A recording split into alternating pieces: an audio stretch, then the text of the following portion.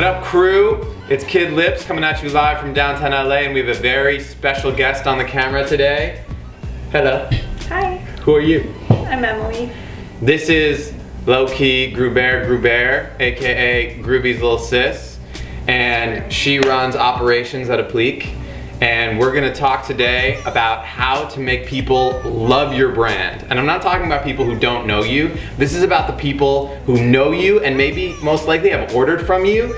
And instead of them just being like, oh cool, like maybe I'm interested, we're gonna date. It's like, oh no, I love you. I love you, let's get married. Fabric love. Yeah, exactly. We've learned a couple lessons, and really the key to this story, I'd say, is customer service. Would you agree? Definitely.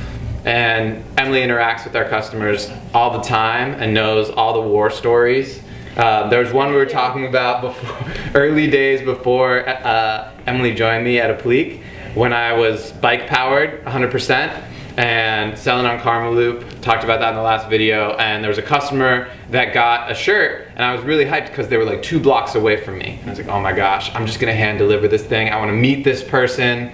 They're buying this product that I'm making so close to their house. I made it, I packed it up, didn't even put postage on it because I'm like, this will be easy, I'll just knock on the door and give it to them. And it was this big apartment building. So I get there and there's like big gates and there's no way to maneuver anything. Couldn't even get into the apartment. I like hit the doorbell, nobody was there. I was like, oh man. So long story short, like interaction, communication is key. In a healthy relationship, you guys already know this, communication is key, right? It is. Yeah. So we're going to talk about a couple experiences that we've had communicating with our customers to make sure that they love us. And this is something that you can remember as well. If you have an opportunity to talk to them, get on the phone, meet them in person, go to an event and interact one-on-one, have them come to you, that's so key in building your business. And I gotta say, if you're not interested in that, or if that's just not your vibe and you want to be behind the scenes just making cool stuff, probably best not to have a streetwear company or a clothing line, because the key is interaction with your customers, and it's just really crucial in building that love relationship.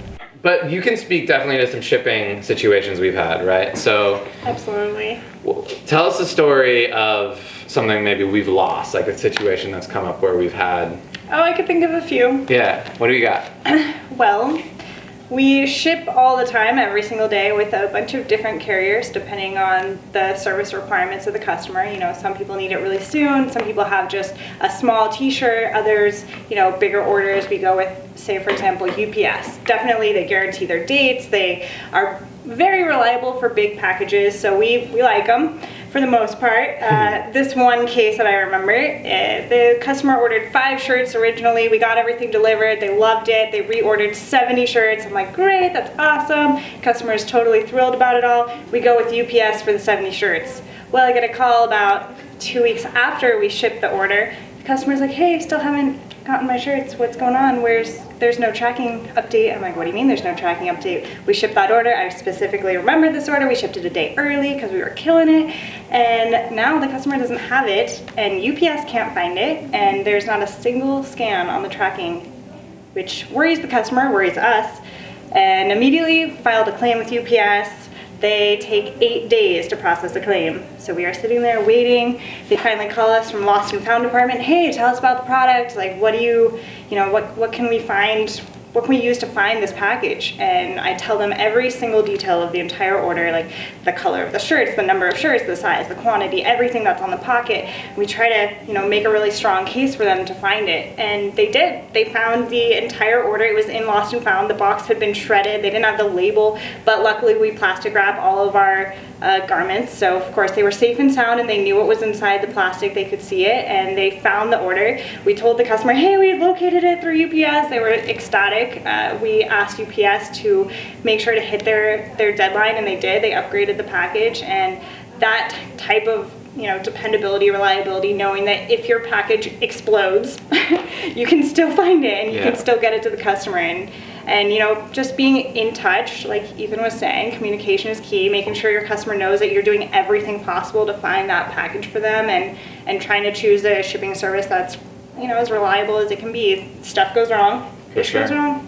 So a couple lessons from that story. Thank you, Emily. It's a great one. I think for one, communication, right? So making sure your customer is communicating with you, but you're also able to get back to them. So, all right, the package isn't there, we don't have tracking. I'm gonna call UPS, we're gonna file a claim. Usually it takes 8 days, like that's the deal. And they're like, oh man, I need it by Saturday. Like, okay, we're gonna do everything we can. You know, we were prepared to remake those 70 shirts if we had to. So it's understanding what you will do for the customer to make them happy. And also, at the end of the day, if you're shipping anything, the shipping carrier is gonna take it and they're gonna lose it. Not all the time, but every once in a while. I mean, we used to ship with USPS, we'd lose 200 pieces and we'd have to refund a customer because as much you can file a claim with them, it'll take a while to get your money back, but just when you're shipping something, you still have responsibility for it until it gets to the customer's hands.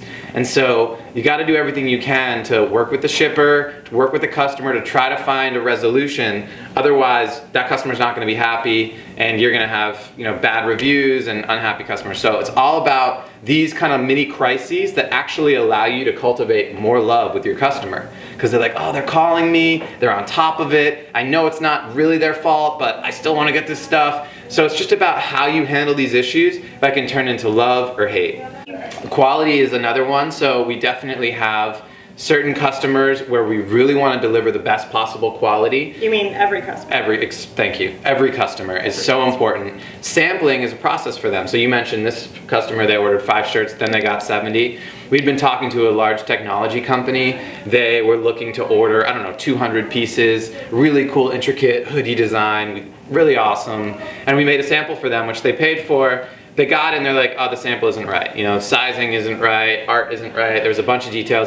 And a lot of times this might come up where you get a sample and you're not happy with it. And sometimes that's the customer's bad, they just didn't put in the right specs and they gotta order another one and pay for it. Other times it's our bad and we can acknowledge that, be like, you know what, you're right. You know, sizing was a little off, we didn't quite catch the, you know, details that you were looking for. So, you know, if we have to remake it for free, we do. And you know, it's not always our practice, but it's something to be aware of for your brand. If you want to cultivate that love and you really want that customer, you may have to go the extra mile and make it again. You may have to create that sample twice, 3 times, 5 times until you get it right and it turns into the big order. Be aware, some customers will never be happy.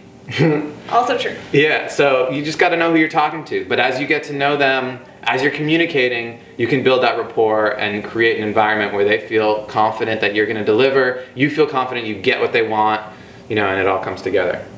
You not only need to think about how to get customers, but also how to keep them. And how you keep customers is how you get them to fall in love with your brand. So, Ethan, recap. How do you get people to fall in love with your brand? Well, as we said, it really comes down to communication, having excellent customer service, articulating how you can help them when there are problems that come up, how you're going to solve them and how you're going to make it right. Making sure that you're on top of the shipping and the packaging and all the little details, right? Whether it's hand delivery or just knowing that your shipper's got it and they're dialed. And really going the extra mile. If there are things that come up where your customer isn't happy, communicating that first, but then also knowing how to make it right. Sometimes it's not even in the best interest for your business in the short term, but in the long term, it means you have a happy customer, they'll come back to you, they'll refer other customers, and it wins. So really, you just gotta think long-term gain, sometimes for short-term loss, keeps your customer psyched. All about that love, spread it.